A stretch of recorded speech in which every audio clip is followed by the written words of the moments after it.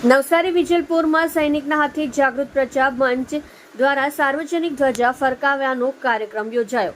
નવસારી જાગૃત પ્રજા મંચ દ્વારા ભારતીય સૈનિક સુબેદાર મેજર કૈલાશ મોહિતેના હસ્તે સાર્વજનિક ધ્વજારોહણ કાર્યક્રમમાં વિવિધ ભાષા, વિવિધ જાતિ, વિવિધ ધર્મ, વિવિધ રીતિરિવાજો, વિવિધ પૃષ્ઠભૂમિના લોકો એકસાથે મળીને એક ભારતીય બનીને ત્રિરંગો ધ્વજ લહેરાવીને સલામી આપી હતી।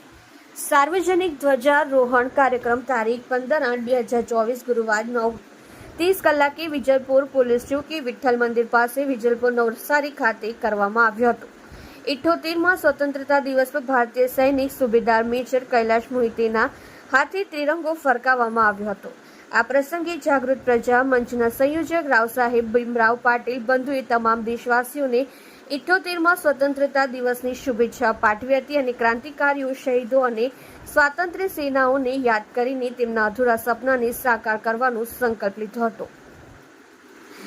એક પ્રામાણિક અને જાગૃત નાગરિક બનીને દેશની સેવા માટે આહ્વાન કર્યું હતું। આ પ્રસંગે નવસારી વિજલપુરમાંથી મોટી સંખ્યામાં વૃદ્ધો, સેવાભાવી લોકો, ક્રાંતિકારીઓ, યુવાનો, મહિલાઓ, કામદારો, વેપારીઓ, ડ્રાઈવરો, વિદ્યાર્થીઓ વગેરે ઉપસ્થિત રહ્યા હતા અને ત્રિરંગાને સલામી આપી હતી અને ભારત માતા કી જય, ઇન્કલાબ, જય જવાન, જય કિસાનના ગગનભેદી નારાથી સમગ્ર વિઠ્ઠલ મંદિર પરિસર ગુંજી ઉઠ્યું હતું।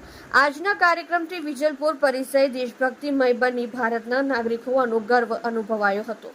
આપ જોઈ રહ્યા છો સોમવાર time news channel, bureau report, Surat.